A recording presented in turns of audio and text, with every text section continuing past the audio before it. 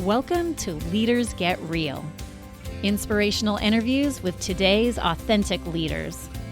I'm your host, Christy Tong, bringing you insightful interviews with best-selling authors and with leaders who are purposeful, passionate, and authentic.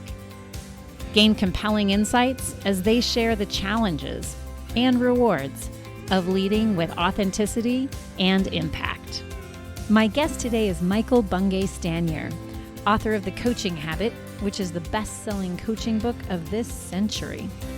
And we talk about his brand new book, The Advice Trap, and how to get out of our own way by taming our advice monster. You'll love Michael's Australian accent and his lively personality.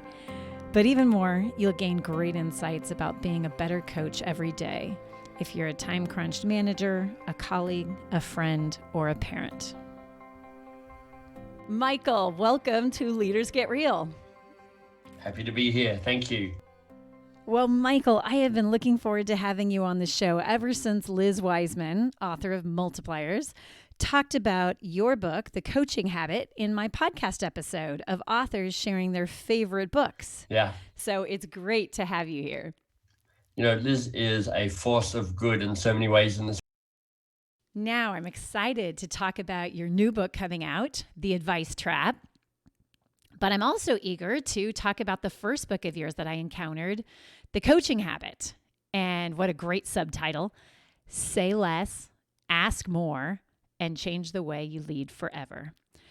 And it was so good to find that book because for so many years, leaders I coach have asked me to recommend a good book on coaching.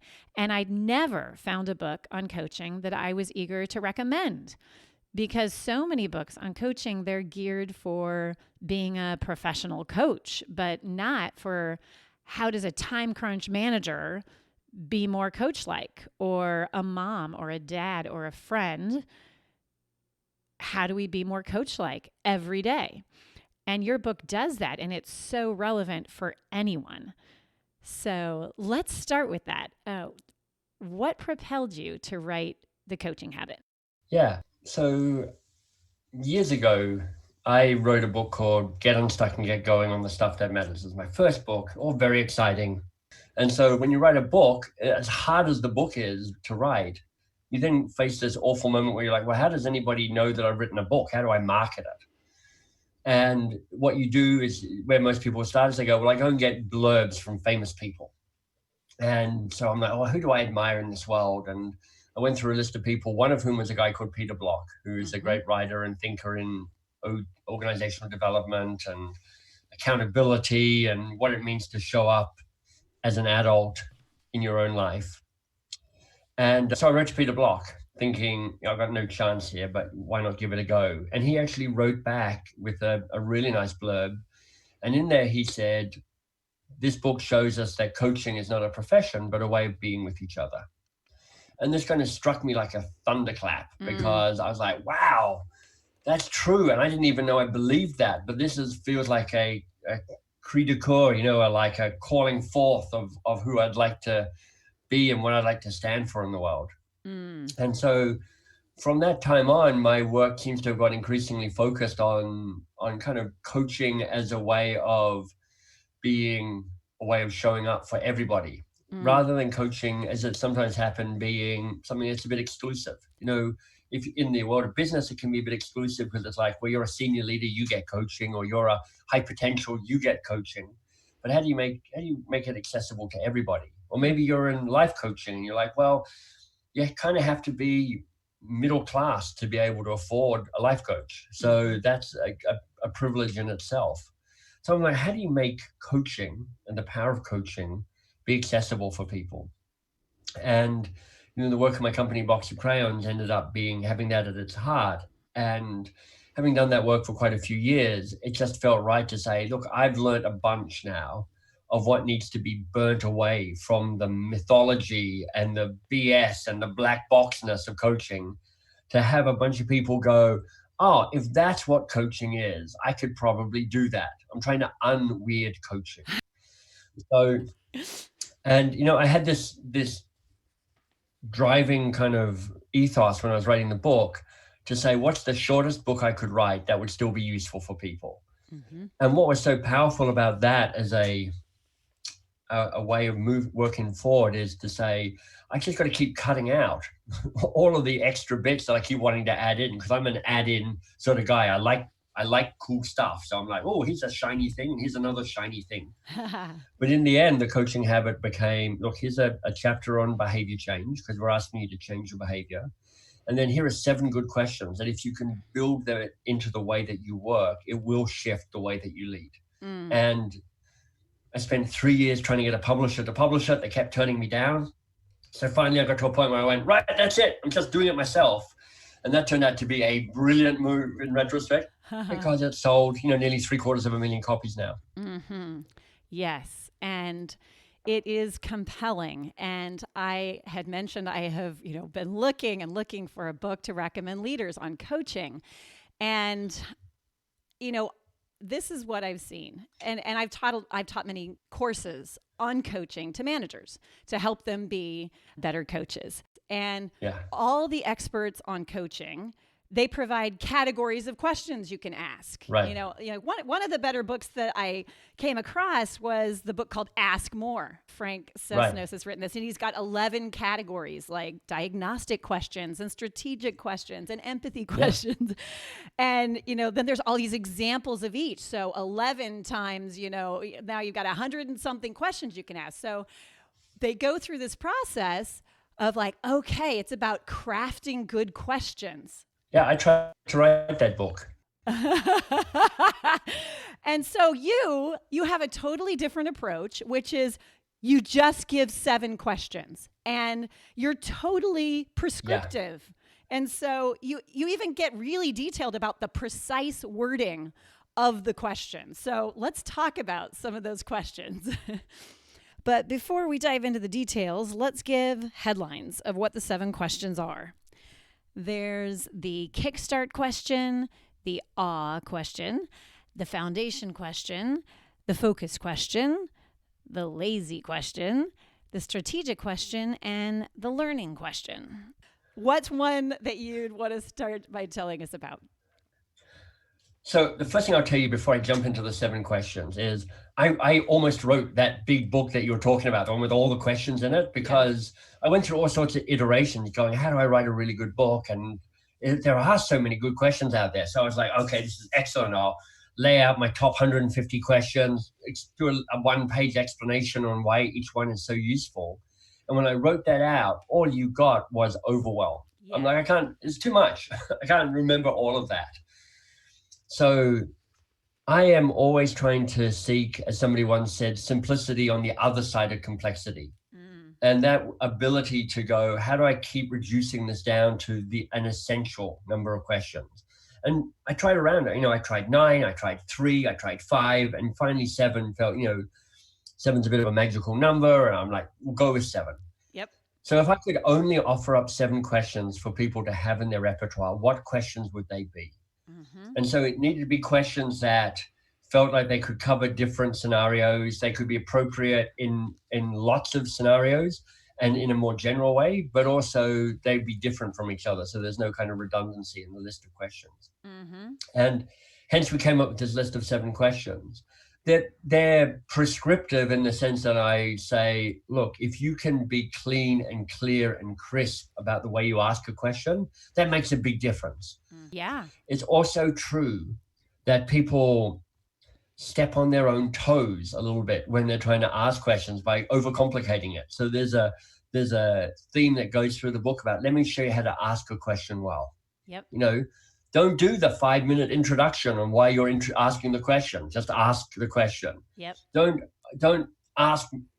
do a drive-by shooting of questions where you're like, here's 18 questions, pick one to answer from. Just ask a question. Mm-hmm. Once you ask a question, shut up and listen to the answer.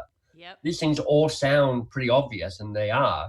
It's just difficult because we're trying our best to move a conversation forward, and it can be a little anxiety-provoking. Yes. And I think the path that happens when there's, all these possible questions and, now it's like, okay, jump in and try it out.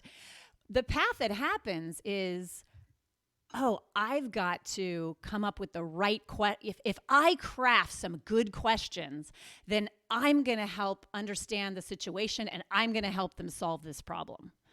Right. And your minimalist approach, Right. which is, hey, if you just hang on to these 7 questions and you're nimble and you're present and you're creating the space for them, that's where the magic's going to happen. It's not about you being brilliant to solve their problems.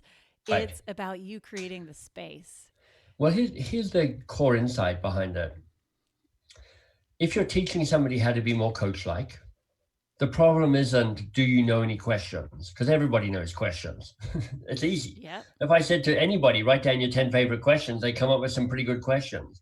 That's the easy bit. And it is seductive into thinking that that's the teaching that will make the most difference. It's not. Mm-hmm. Coming up with questions is the easy, least useful part of all of this. Understanding that we're asking behavior change. We're moving people from, well, the way we talk about being more coach-like is, can you stay curious a little bit longer? Can you rush to action and advice giving a little bit more slowly? And what we're really trying to do in the book and in the other stuff we do at Box of Crayons is to create behavior change. Mm-hmm. And now the question is not what are the best questions, but what prompts behavior change?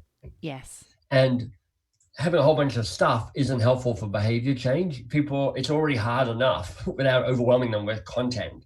You're like, strip content out, create opportunities for experience and practice and feedback, create insight about why it's a benefit to them to change their behavior. And then you've got a better chance of actually making a difference.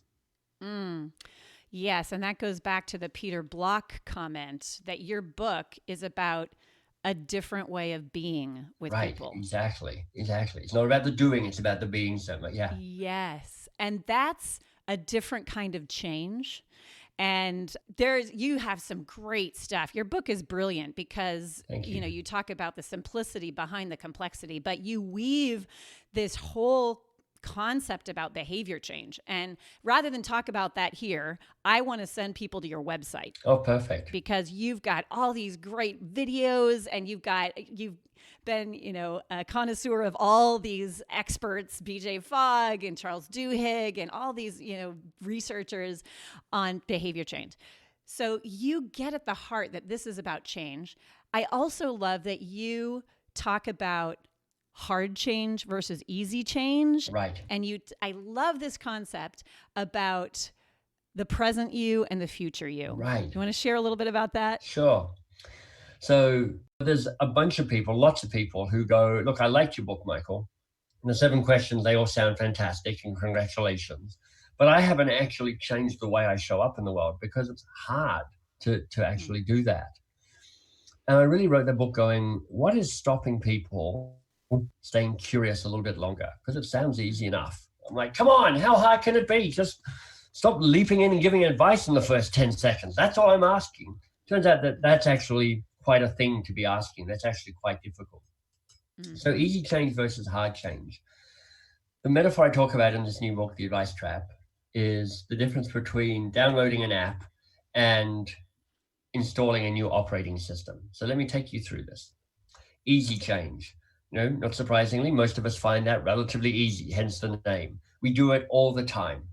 It's any time you bump into something slightly unfamiliar and you figure it out quickly enough. It could be anything from having a new phone and learning how to operate it, or moving to a new office space and changing that, or starting with a new client and working with a new client. These are all moments where you're like, it took a bit of figuring out, but I worked on it. I read a book. I watched a podcast, listened to a podcast, watched a video.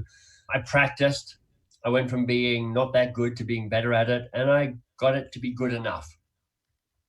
The metaphor I compare that to is like it's downloading an app on your phone. What you're doing with easy change is you're adding to to current you. It's like it's a little bit of an add-on to who you already are and what you can already do. Mm-hmm. Hard change is, as the name suggests, a little trickier than that. And, you and I are recording this interview early February. So people are just in that moment where they're going, hey, all my New Year's resolutions, I failed all of them again. Even though I don't even make New Year's resolutions, I still somehow failed all my New Year's resolutions. And if you've ever had that New Year's resolution, which you make year after year, this year I'm going to write the book and lose the weight and pick up running and tell my parents I love them and whatever it might be. And you're like, even though I know how to do all of those things, I just don't do them. You're like, well, this is because it's hard change.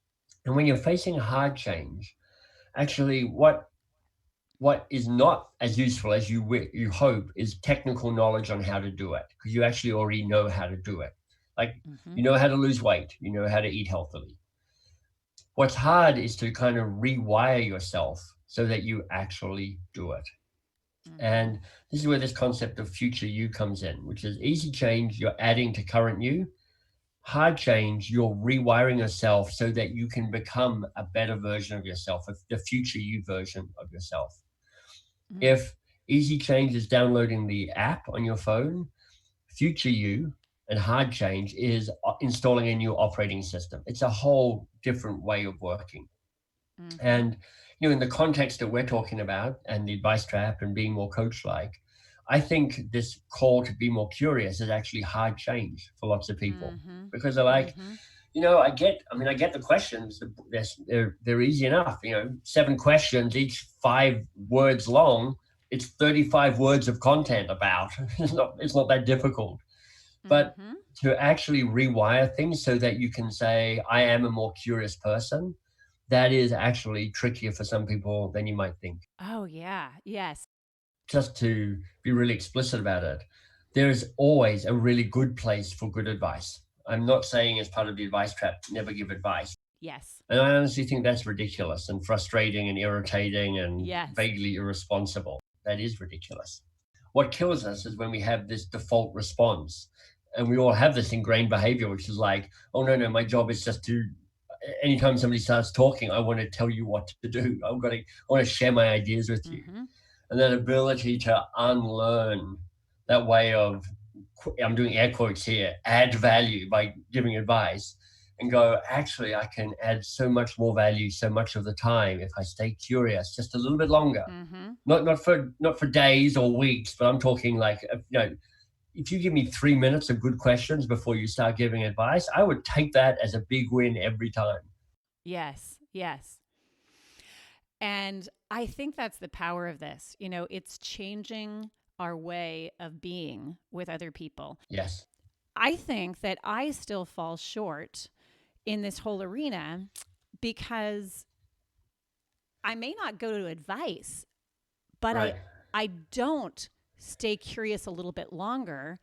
I move on to the next thing. It's sort of, I ask a few questions and we explore it a little bit, and then I'm like, oh, well, they're busy, we're time crunched, they want to feel productive. And so boom, we just start moving on. Yeah. Even if it's helping them solve the problem, Right. I don't create that space that I think your questions and even repeating some of those questions Yeah. can do. So let's talk about some of those questions. Tell us about which ones of the 7 you want to talk about first. Sure. So before I give you talk about one of the questions, can I just reflect on what you just said there? Because I Mm-hmm. think it's really insightful. That sense of, and I'll just play back what I heard. You going, look, I asked some questions, but at a certain point, I'm like, we're a bit time crunched, and we made some progress on this, and can we just move on? And one of the more Mm-hmm. profound pieces of teaching I received when I was training to become a coach and in that learning space was to recognize my ability of projection, meaning I'd go, oh, the client isn't comfortable with this, or the client wants to move this on, or the client is like feeling bored by this. And then going, wait, that's not the client, that's just me. Mm-hmm. I'm worried I'm not adding value in this conversation. I'm worried that we're feeling a bit stuck. I'm worried that, whatever it might be. But I'm going to project it onto the client and go, no, no, I'm in service to the client here. Why don't I move things on? And Yes. that ability to own and recognize your own discomfort, and Yes. anxieties and uncertainties when you're in a coaching mode can be really helpful.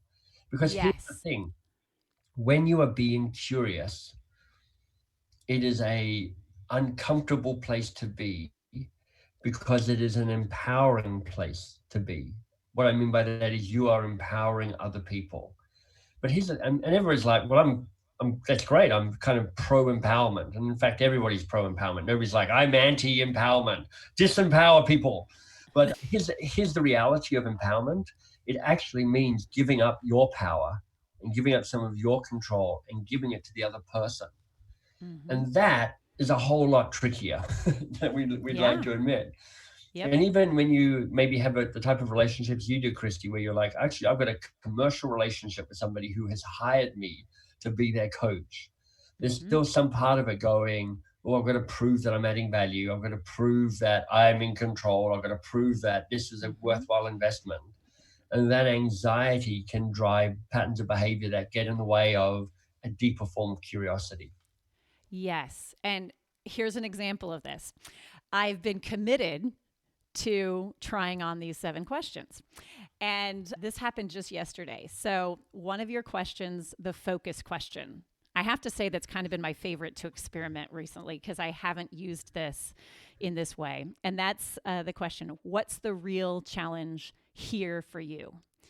And so I was coaching someone yesterday and I asked that question. Mm-hmm. And I would say that one of the ways I have approached things in the past is let me ask some really good questions to help uncover what the real challenge is. Yeah. And instead, your question is brilliant. Ask them directly, straight up. so I love that. so there it is. I asked her and I said, "What's the real challenge here for you?" Right. And she answered the question. She paused and at first she was like, "That's a good question. I don't know," which is wonderful, right? When those It are totally the signs is. of the best questions of all is when it's a stop them in their tracks, right? Exactly. So she paused and she went on to answer it and she had quite, it was quite descriptive as she was exploring it. And then I knew that one path I could take was to ask that question again, right? Yeah. As you talk about. And I had that conversation in my head, which was, if I ask that question again right now, she's going to be thinking, what, weren't you listening? Like, didn't you hear? I already answered that question. Exactly. And so I had that moment of pause where I was like, she's going to feel like I wasn't listening or that, I don't get it, right? Love this. Yeah. And so then I went, wait a minute, let's stay curious a little bit longer. And I said, well, what's the real challenge here for you? And thinking like she's going to feel like this is repetitive. And boom, it just opened up the conversation in an entirely different level. And it was like That's it didn't so even good. hit her that she'd already answered the question, Exactly. And then, and I did it a third time. And, of course. Yeah. And then I asked the awe question, which you'll have to Yes. tell us about, which is, and what else? Yep. And she got to a place that was so different than if I would have heard her first response and gone with that. I love hearing that story because that's exactly what I hope for people. And there's so much that's valuable in the story you just told, Christy. The first is their first answer is almost never their only answer, and it's really their best answer. Mm-hmm. And we get seduced into thinking that they know what they're talking about. Both sides of the conversation do.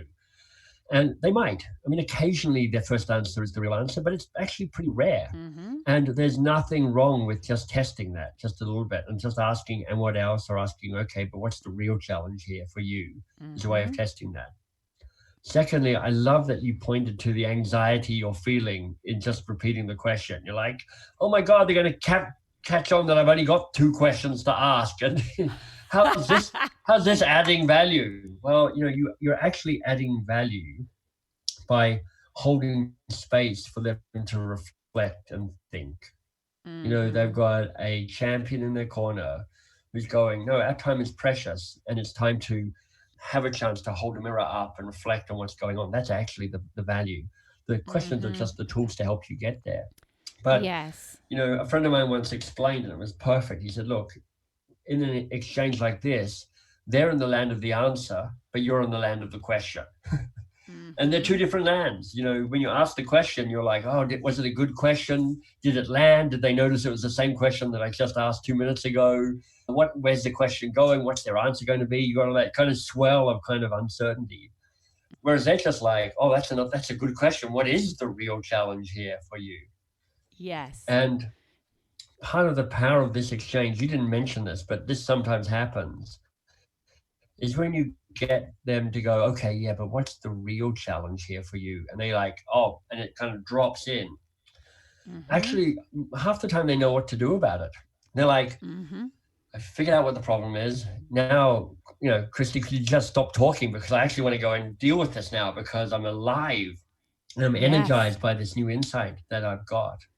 Yep. So this piece around, in some ways, this conversation points to the behavior change difficulty, which is when you are staying curious longer.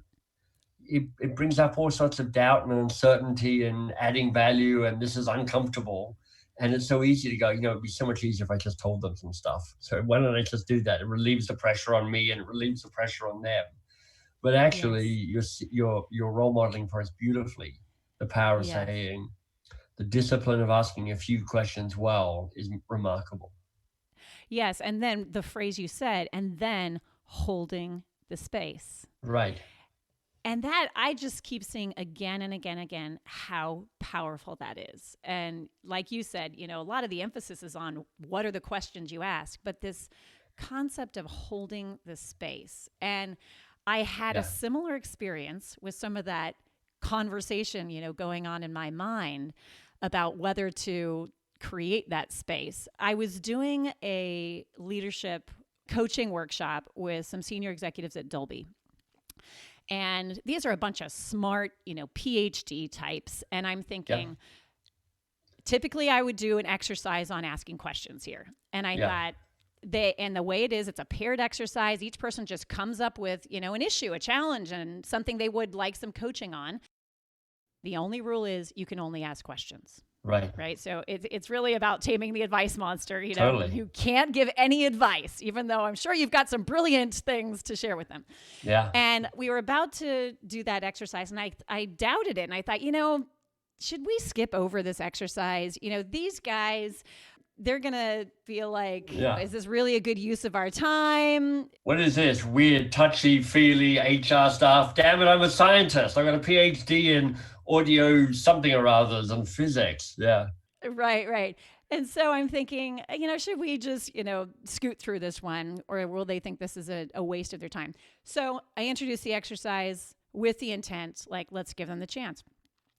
Afterwards, I said, oh, so how was that for you?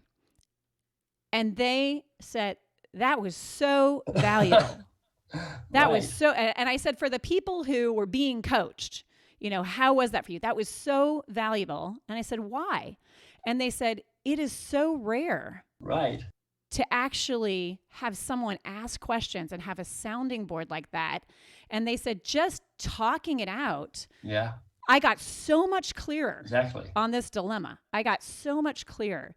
And that left such a deep impression on me. It's like, it doesn't even matter what questions you're asking, but if you actually create the space and hold it, brilliant things happen. I love it. And we do something similar in the stuff that we teach and how we teach. And we have a similar rule, which is like, okay, I'm going to give you some questions. I'm actually going to give you the question you're going to ask. And the rule is you're just not allowed to add anything other than the question. Your job is to ask the question and actually listen.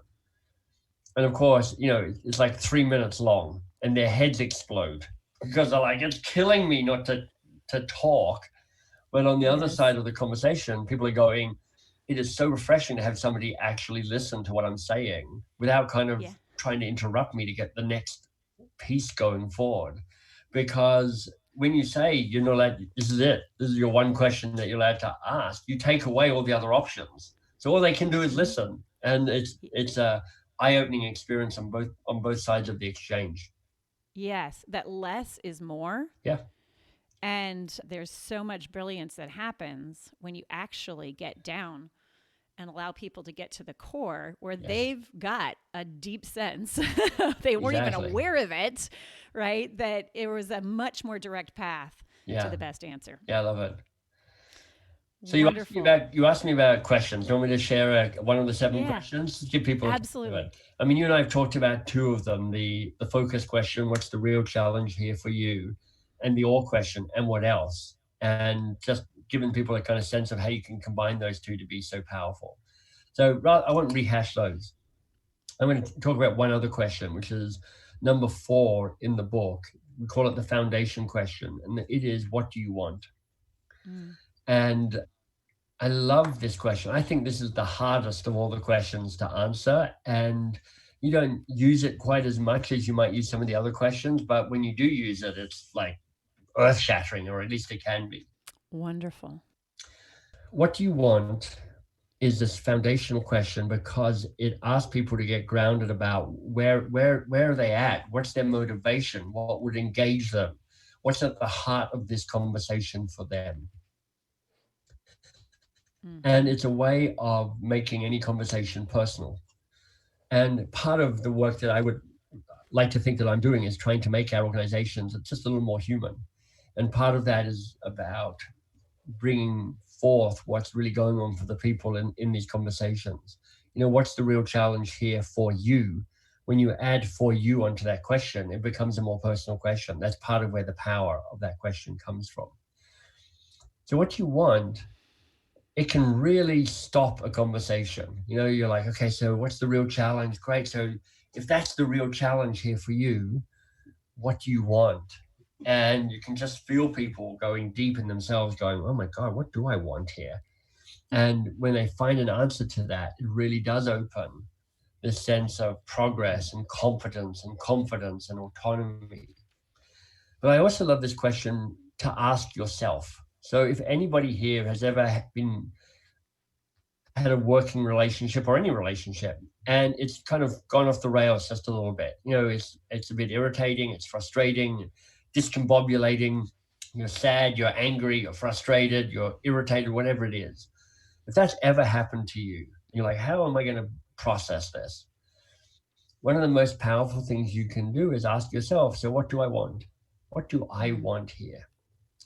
And my big belief is that one of the reasons feedback is done rarely and done poorly in organizational life is not that feedback is a scary conversation and they might cry or sort of unleash an emotion or something like that. As much as anything, it's you haven't got clear on the request you want to make. As mm, soon as you get clear on what you want, the conversation kind of opens up in terms of, this is what needs to be said, this is what needs to be explained, this is what needs to be exchanged, and progress can happen from there. So mhm. I love the idea of people taking what you want as a question and adding it to their repertoire. Mm, love that. Love that. Wonderful. Oh my goodness. Each of the questions, we could spend a lot of time talking about We could. each one of them because it's so rich. Now, let's maybe go big picture Yeah, about some coaching principles. sure. You've got 3 coaching principles you talk about. We've talked about curiosity, that's big. Yeah, And then another one that I love is be lazy. yeah, And so tell me about this because, of course, you've got all these hardworking managers, executives that are really productive, right. and your advice to them is be lazy. Exactly. And so, what do you mean by that? Yeah. So the 3 principles we have around thinking about being more coach-like are: be lazy, be curious, be often. So being curious, we've been talking about, it's how do you tame your advice monster when that urge to tell people what to do? How do you stay curious just a little bit longer?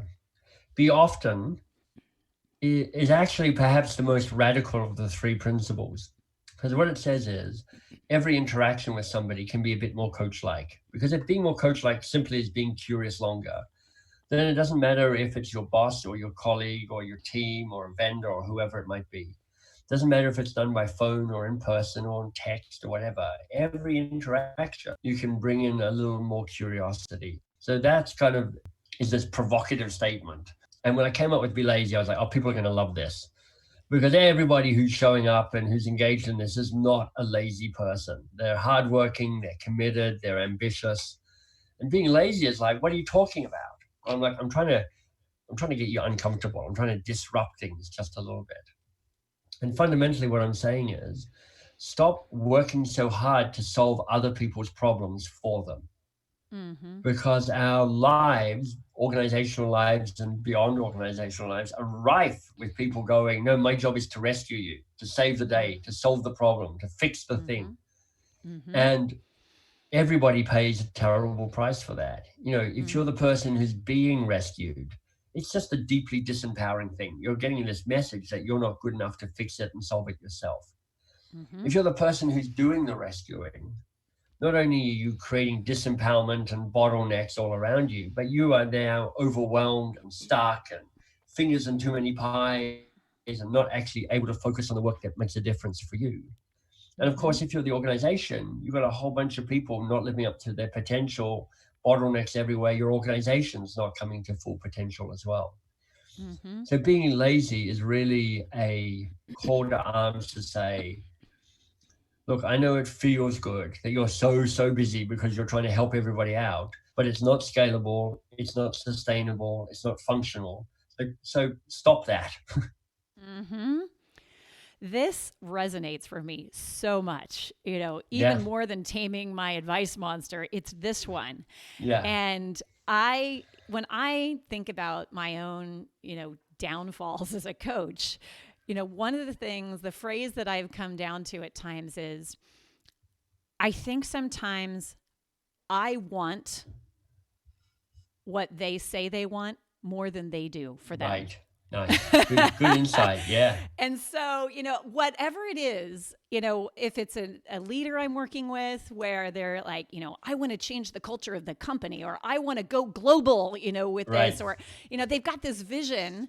Or if it's my own child, my daughter's in college, Shayla saying like, I want this kind of internship. And I get so excited for them about this dream they've got or this vision. Right. And then suddenly, before I realize it, I've taken that on and now I'm working harder than they are to help them achieve that. I'm giving them resources. I And know. You're like, it's a disaster. What have I done here? And then suddenly I realized, like, wait a minute, like I'm working harder. And when you said, be lazy, I was like, that is it. Somehow I need to let go of this idea that like, I'm going to help them, it's going to be me that helps them achieve this dream. It's like, no, go back to go back to one of your questions. What do you want?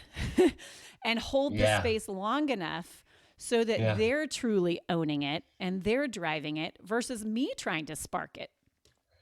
It's this weird combination of you want to be fully invested in their success. Yep. And you also kind of want to be dispassionate about it as well. You're like, I want to be compassionate and hands off at the same time. Yeah, it's a paradox. And there's an inherent tension there. I when I'm coaching people, which I don't actually do that often, but I will often say that for me, coaching is a relationship of fierce love.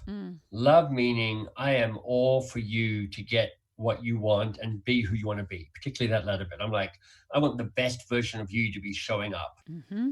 And so that fierce love, which is like, you got to know that this flame burns brightly because I want the best for you.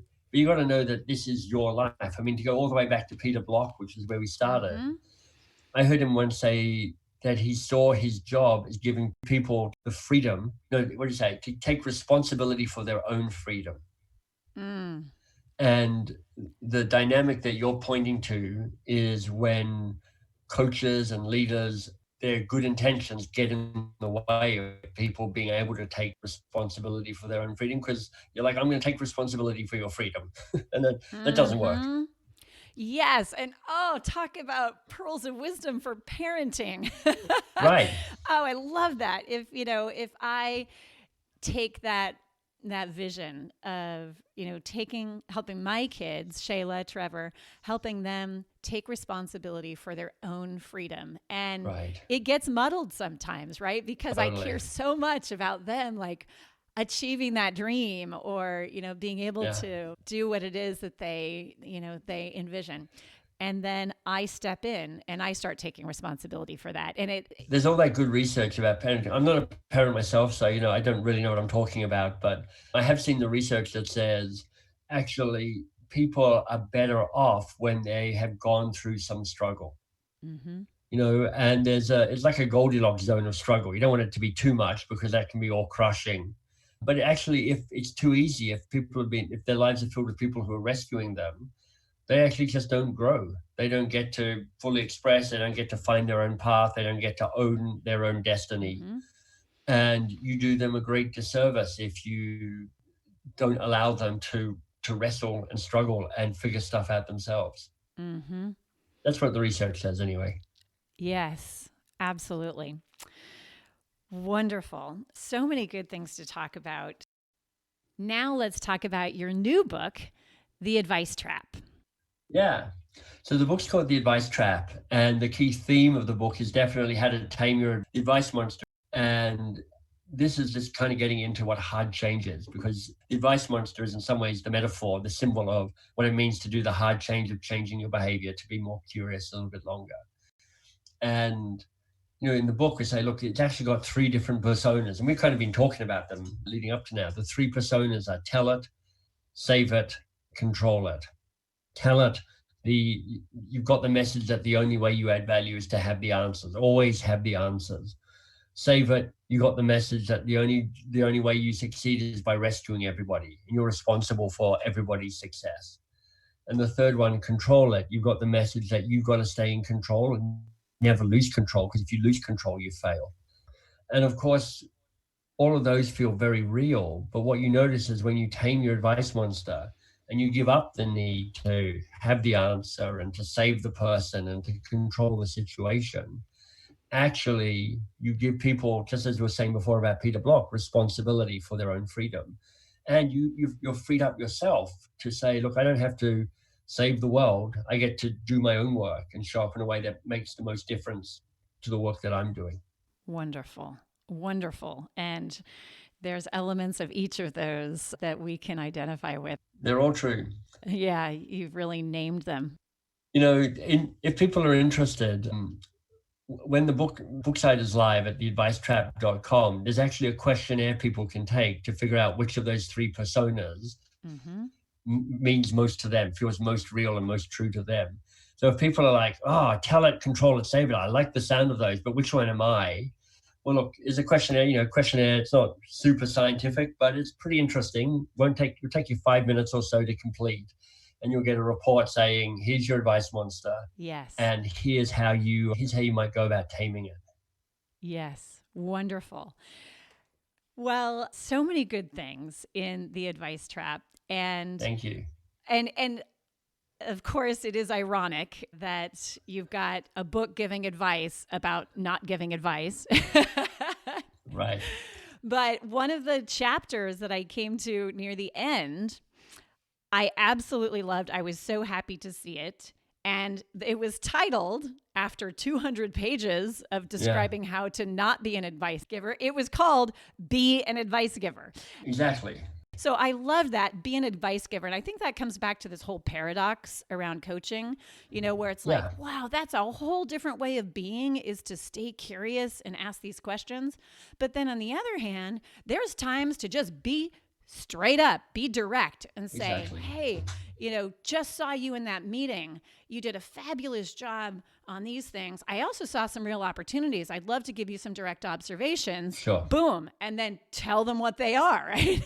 Rather than trying to fish around for it. So I thought that was brilliant that you have a chapter on that. Yeah, totally. Daniel Goleman, who is the man who kind of made emotional intelligence accessible for people, years ago, like almost 20 years ago, wrote an article for Harvard Business Review called Leadership That Gets Results. Mm-hmm. And he says in this article, look, there's actually 6 different styles of leadership. They all have their moment. There are pros and cons, prizes and punishments for each type. And coaching was one of the 6 styles of leadership. And he said, you know what, it's the least utilized, even though it has great kind of correlation to profitability and a strong culture and all that good stuff. But the point is that there are actually 5 other styles of leadership that are really useful and really effective in some situations. Mm-hmm. And it would be a terrible mistake to say, abandon everything you've ever learned about leadership and now only ask coaching questions. That is a surefire way to irritate everybody around you and to become a less effective leader. Yes. So it is true also that for most people, that act of curiosity is one of their least developed muscles. So it's like, work on it. Don't pretend that Yes. you heard this and go, well, see, that's my justification for never asking questions. It's like, it's not. Yep. You need to be more curious, but don't think you can only be curious. Yes. Yes. And that's that nuance, right? This is an art and not a science, but like being able to hold that space, stay curious, Yeah, exactly. really let them solve the problems. And then at other times, be very direct and be courageous and say something that's hard for them to hear and be authentic and show up with your point of view. I love it. And that is this advanced capability, right? That we're all striving to continue to figure out how to show up in that way. Wonderful. Well, oh my gosh, so many good things that we've been talking about. And we barely scratched the surface.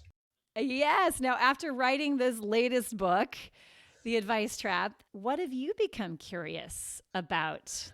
Well, that's a great question. So, one of the fun things I'm doing at the moment is a little video series called My Best Question. I'm posting it on LinkedIn and Instagram as well. And my best question is a 1 to 2 minute video of me going, hey, here's something that occurred to me today. Here's a cool question that's related to that. So if the coaching habit is all about here's 7 essential questions, my best question, which we made into a little hashtag on LinkedIn and Instagram, is all about here's a whole different range of questions that just might be interesting for you to reflect on or add to your coaching practice or just to ignore. Oh, I love it. So if people are like, I'm jonesing for the next question, then my best question is the thing to check out. Oh, fabulous. When you said that, I had this flash of a best question that I stole from Tim Ferriss, author of the 4-Hour Work Week. And one of them that I just thought was brilliant that I had never thought to ask is, what would this look like if it were easy? It's perfect. And I thought, I do a good job of complicating things. Yeah. Of trying to, do things with such depth or with, to get it right or effective. And I've been using that question, which is, Christy, what would this look like if this were easy? Right, exactly. And it has just turned things upside down for me a few times where the path I had in mind had, all this complexity and rigor. And I was like, oh, I could just do this. Sure. Right? And it was like, wow, that's mind blowing. If people are interested, Tim wrote this article, I think in like 2016 or 2017, something like that, called 17 Questions That Changed My Life. And that's one of the 17 questions that Christy is pointing to. And if you just Google 17 Questions That Changed My Life plus Tim Ferriss, you'll find that. And actually, all 17 of those questions are pretty good questions, I have to say. He really nailed that. Wonderful. Well, one question that we didn't talk about of your 7 is the learning question. Yeah. What was the most useful for you? Yeah, exactly. And, to the people who've listened to this interview all the way to the end here, I mean, we covered a lot of different topics, a lot of different conversations. And if you don't do something now, it'll all kind of just blur into a kind of mass of, that was a pretty good conversation, but I can't remember any of it. But if you're willing to stop for a moment and go over everything that Christy and I covered, what was most useful or most valuable for you, and actually take the time just to answer that question, what you're going to find is you're more likely to remember that useful thing and use that useful thing and actually get a better return. Yes, absolutely. Absolutely. And on that note, my listeners do love to have something very practical. And when I think about you being able to share, you've shared a lot of great nuggets all throughout. But when I think about offering an idea or a challenge for something they can do immediately, or we can do immediately, of course, go buy your books. Of course, go check out your websites, which all that info is in the show notes, so they can have a lot of great tools. But what's something you'd say, an idea, a challenge that we can do immediately? Well, there's a lot.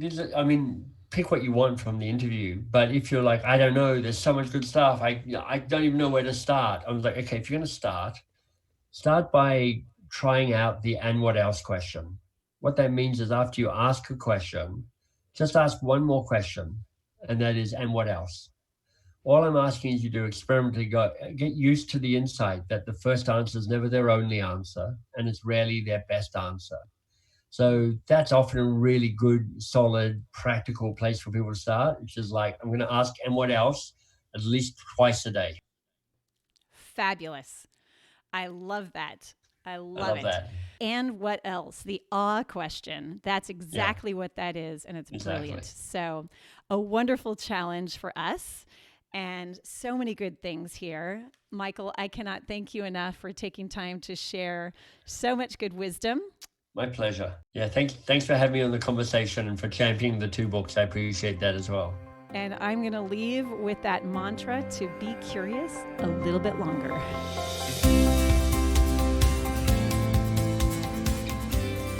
Thanks for tuning in today. There are lots of takeaways. First, stop and ask yourself Michael's learning question. What was most useful for you? Then zero in on a breakthrough idea or experiment and decide what actions you're going to take. Be sure to check out the show notes in the podcast tab at leadersgetreal.com, where you'll find a bounty of resources from this episode, including all 7 questions, articles, links to Michael's videos, and more. And until next time, be curious just a little bit longer.